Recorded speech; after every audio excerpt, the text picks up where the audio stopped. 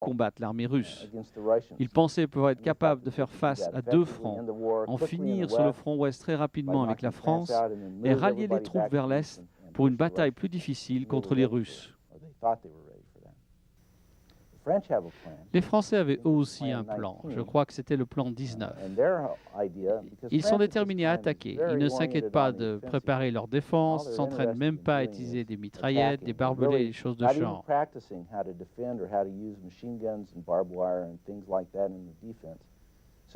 Ils vont attaquer l'Allemagne en Alsace-Lorraine, qui est le territoire qu'ils ont perdu et qu'ils veulent recouvrir.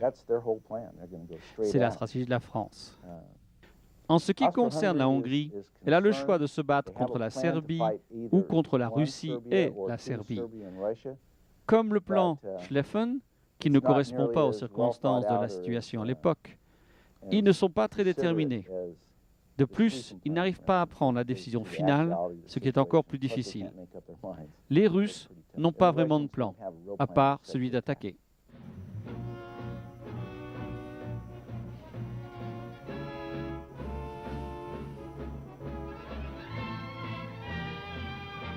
Les nations se sont jetées à corps perdu dans cette guerre.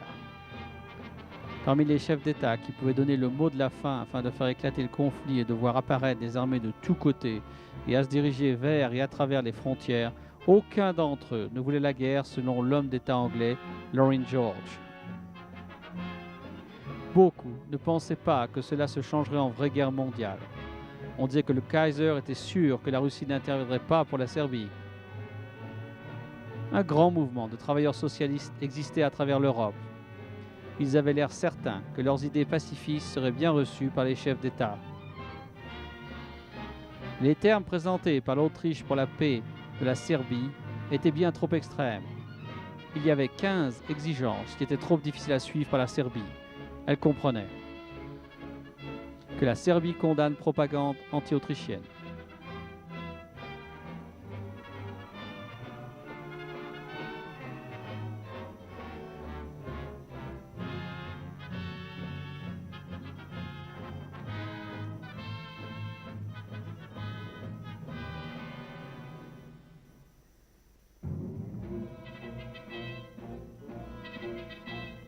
qu'il y ait un comité serbio-autrichien pour enquêter sur le meurtre.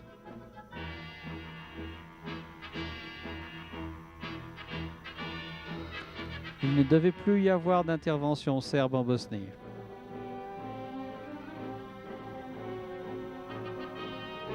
L'armée serbienne devait condamner toute intervention militaire serbienne dans l'assassinat.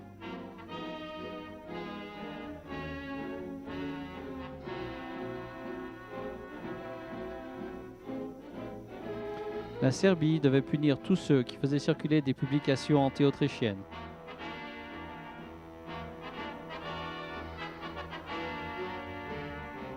Et de manière plus importante, l'Autriche devait faire partie du système judiciaire entier du début à la fin du procès.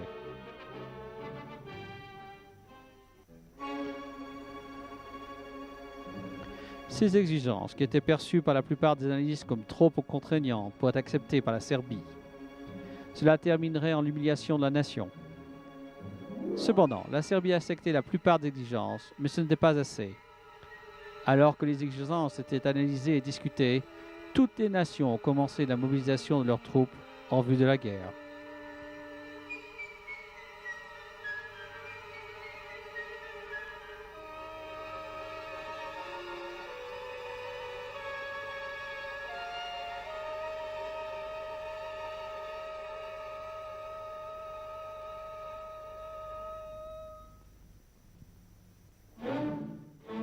Les nations à travers le monde ont commencé à penser, ce qui était inconcevable. Winston Churchill, qui était à l'époque à la tête du gouvernement britannique, a informé ses commandants de la marine que la situation politique européenne ne rendait pas impossible la guerre entre les puissances de la Triple Alliance et celle de la Triple Entente. Il ne s'agissait pas d'un télégramme, mais d'apercevoir les ombres de la guerre à venir. Cependant, le Kaiser ne savait rien de l'avertissement de Churchill. Guillaume II a reçu le message de son frère, le prince Henri, avec une certaine assurance. Le prince Henri avait rencontré le roi George V à une course de bateau en juillet. Le roi George a apparemment dit au prince que l'Angleterre essayerait de rester à l'écart de cette guerre et dans la neutralité. Quand les dirigeants allemands ont exprimé des doutes, le Kaiser les a apaisés en disant qu'il avait la parole d'un roi et que cela lui suffisait.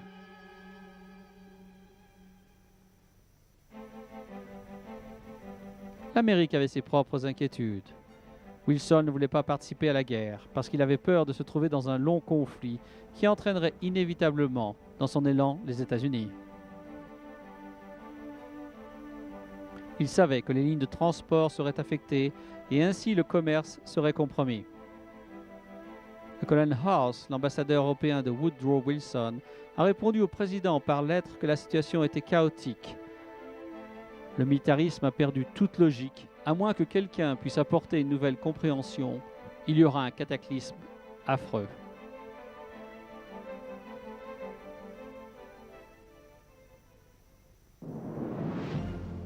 Mais rien ne pouvait arrêter la folie du moment. Toute l'Europe chantait aux armes, pensant que la victoire serait rapide et facile. À Paris, ils chantaient « Allons à Berlin » pour recouvrir la propriété de l'Alsace-Lorraine qui avait été perdue pendant la guerre franco-prussienne et pour soutenir leur allié, la Russie. Et à Berlin, ils chantaient « Allons à Paris » pour écraser un ancien ennemi. Chacun des deux rivaux était convaincu de leur propre victoire. L'Allemagne était confiante de pouvoir vaincre le faible ours russe et l'Angleterre était certaine que sa flotte restait invincible. La France a mobilisé 3 millions de soldats après l'action. On avait prévu 4000 trains pour transporter ses troupes. C'était la première guerre importante de la deuxième révolution industrielle. La vapeur, l'acier et le fer représentaient les matériaux qui permettaient de transporter des millions de soldats jusqu'au lieu de combat avec rapidité et facilité. De grandes flottes pouvaient transporter des hommes et leur équipement en Afrique, en Turquie ou n'importe où se trouvait l'ennemi. Les moteurs à combustion permettaient aux avions, aux tanks et aux véhicules de changer les plans stratégiques. Alors que la guerre progressait, tous les participants pouvaient remarquer leur effet. La communication était meilleure qu'auparavant sur les champs de bataille. Le téléphone est devenu une partie essentielle de la guerre, alors qu'il assurait la liaison grâce à des kilomètres de câbles entre les fronts et les quartiers généraux de chaque participant. L'utilisation de nouvelles armes d'artillerie, des armes automatiques et des gaz toxiques. Il s'agissait ici de vrais facteurs centraux du carnage de la Première Guerre mondiale. Les différentes nations n'avaient aucune idée de l'impact que ces éléments auraient sur les champs de bataille, car en face d'une attaque, on procédait à une retraite, alors que dans cette guerre, cela se terminera en une immense tuerie. Des milliers d'hommes mourront en un seul jour, en un seul élan, vers la gloire. L'équipement de guerre est devenu capital. 2 navires de guerre fabriqués en Angleterre pour la Turquie ont été confisqués par le gouvernement britannique. Si ces nouveaux navires avaient quitté le port, ils auraient certainement rejoint la flotte allemande. Dès le 4 août 1914, l'Europe était immergée dans une guerre qui n'était pas similaire aux guerres précédentes de l'histoire. L'Empire allemand se battait contre la France, l'Angleterre et la Russie. La Russie se battait contre l'Allemagne et l'Autriche-Hongrie. Les Anglais et les Français étaient en guerre contre l'Allemagne et l'Autriche-Hongrie contre la Serbie. Ces déclarations étaient uniquement officielles. Tout le monde se faisait la guerre et le reste de l'Europe, les pays comme l'Espagne, le Danemark, la Suède, faisaient de leur mieux pour rester hors du conflit. Quelques-uns y ont réussi, d'autres pas.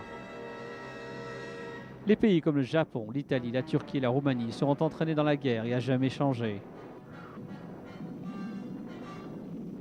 Les États-Unis ont finalement été aussi entraînés dans ce massacre global. En Europe, les résultats étaient effrayants.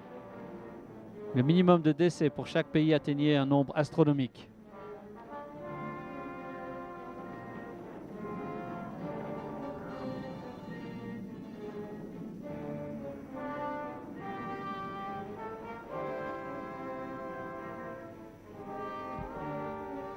L'Allemagne a perdu 1 800 000 hommes.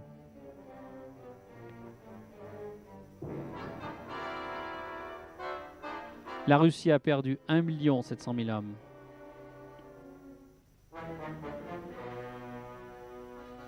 La France a perdu 1 385 000 hommes.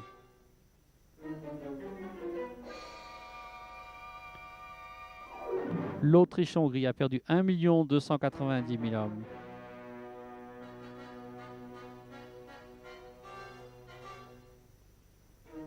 La Grande-Bretagne a perdu presque 750 000 hommes.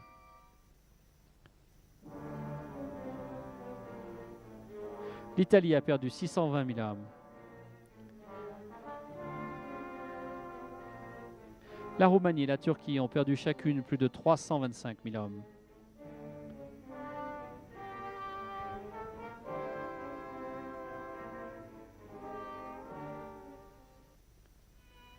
Le total des civils était également élevé. Plus de 5 millions de civils sont morts pendant la guerre. La maladie a causé beaucoup de décès parce qu'on ne pouvait pas recevoir de traitement approprié. Plus de soldats américains sont morts de l'influenza que sur les champs de bataille. Quand la guerre a pris fin, presque 5 ans plus tard, le monde était changé. Non seulement parce que 9 millions de soldats avaient perdu la vie, ou parce qu'il y avait eu 5 millions de décès parmi les civils, mais parce que la guerre ne pouvait plus continuer. La royauté ne pouvait plus traiter leurs hommes comme des pions et arrêter le jeu quand ils s'ennuyaient. De nombreux membres de cette royauté avaient disparu avant même que la guerre finisse. Le paysage était entièrement différent, les règles avaient changé, et les joueurs ne se sont perçus qu'ils n'avaient plus de contrôle de la situation. Personne n'avait le contrôle. C'était la réalité des faits de la Première Guerre mondiale, et comme on le sait maintenant, ce n'était que le début.